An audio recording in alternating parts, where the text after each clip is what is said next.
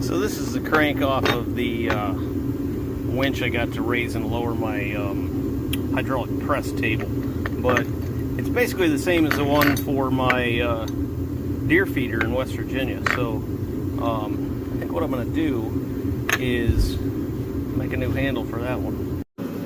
So I think we just got to cut that on that line and then drill a hole.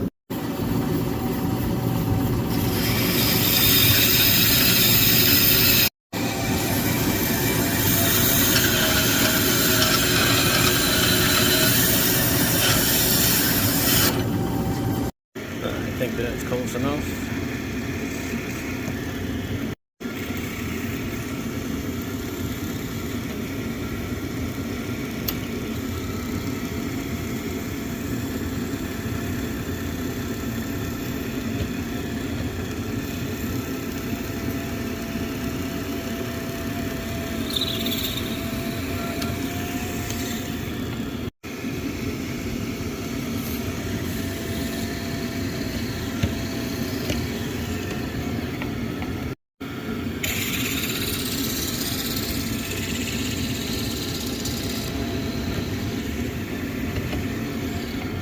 .64 over, but this stuff doesn't drill out real easy. It's always undersized, so that's a 3/8. I'd say it's good enough.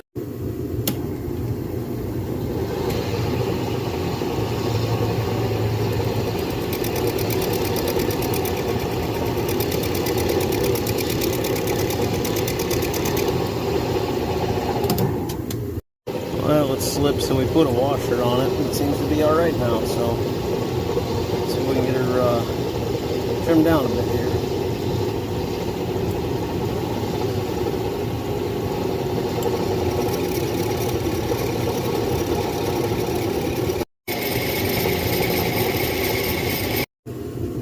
I think that will probably do it.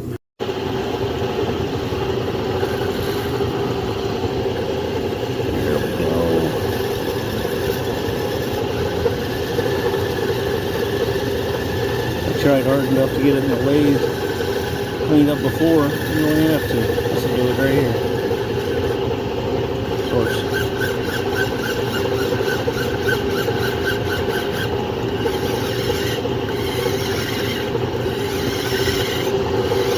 File ain't perfect for that. That's okay. Pretty good. At the end of this round.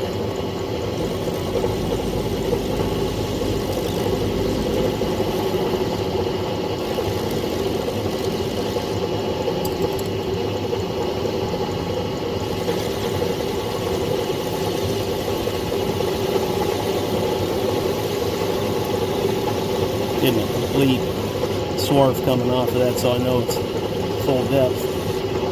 Clean that up with fire.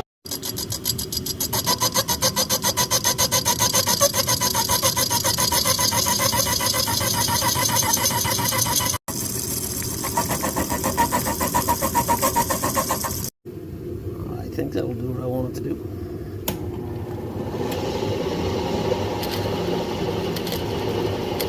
Sure looks like it.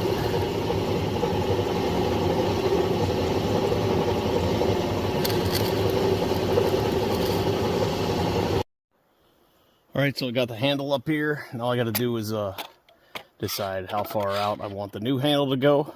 I'm going to say about halfway, I think is where I want it. We'll start from there. And I didn't bring a spotting drill. This is a good drill bit, but, you know, if you don't have anything flat to drill on, it's going to walk. There we go. I think we're almost through. Close enough. There we go. Cool. And I couldn't find the right size bit that I wanted, so we'll go with this one. I think that's one more step. What do you think?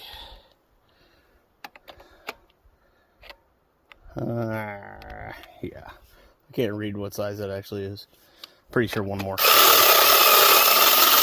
It won't even go all the way through, so we gotta hit it from the back.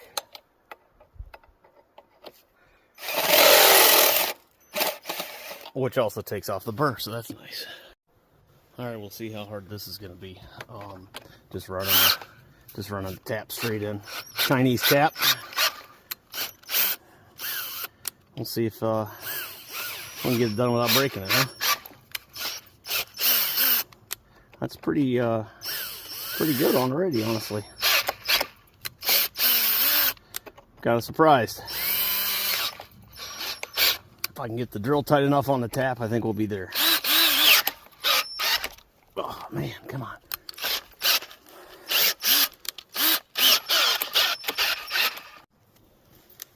We are almost there. It's just tight going out last little bit because it's cutting like basically the whole depth.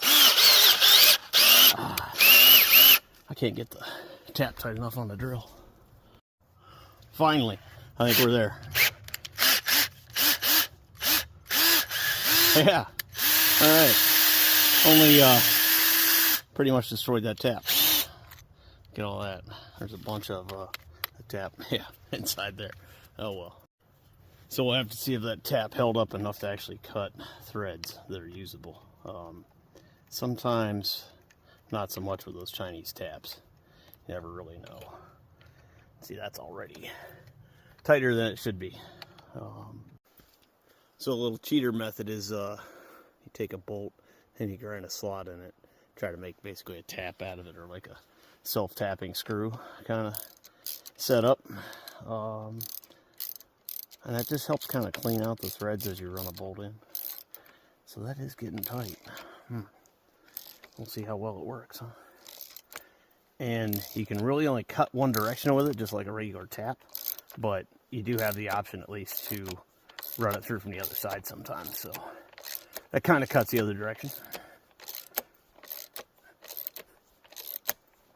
We'll see here. So I didn't run those slots all the way in there to kind of give me like a solid piece of bolt there somewhere that would be run in. And I put some grease on the thread, so give it a fighting chance. It is a grade 5 bolt too, so it shouldn't get deformed by that little thin piece of metal, you know. All right, got that out of there. I got that grease in that hole pretty decent, so we'll see how well this goes in here now.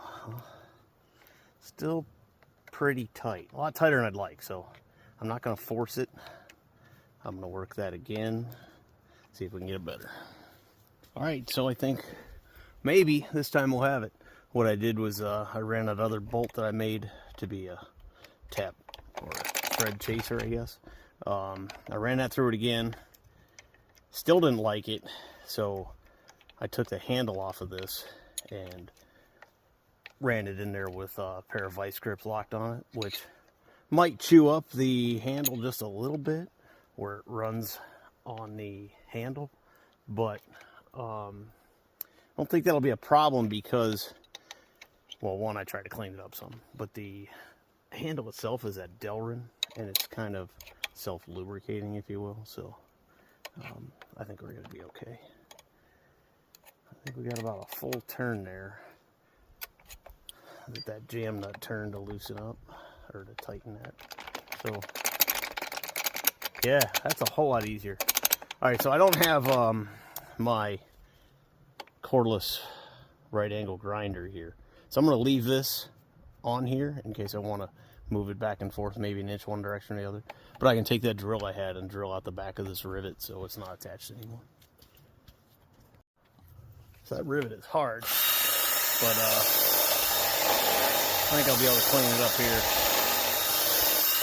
one way or another, right? Yeah. So I'll run that in there to take off any burr. That way I don't cut myself if I happen to slip off of this handle or run myself up against that sometime. I'm trying to clean a burr off and I created one. There we go. Cool. All right, so a lot smaller. So I was having to go all the way out here, out and around in a big circle. So now it's a lot smaller circle. It's weird. That kind of seems almost like it's not a circle, like I'm jerking it up and then back down and stopping. But I think we'll get used to that. The other thing I'd like to do is put a weld something on here, do something to where I can just put the drill on it and run it. So that is, well, you just watched me crank it a bunch, and it is still, yeah, it's only gone up a foot doing that. So it takes a lot. The only other thing you can do would be to take this drum and make it so it's not wrapping so tight here. Put something in here to where it's wrapping much further on the outside. That way each turn around takes up more cable to go around one turn of this, or one wrap. So whatever, it's still 100 times better than it was. So I'm gonna call that project a success. Yeah, that's 100 times better than it was. So yeah, get out there in your garage and build something, and 3 or 4 weeks later, drive it 250 miles and put it to use with some really janky tools. Get out there and build some, guys.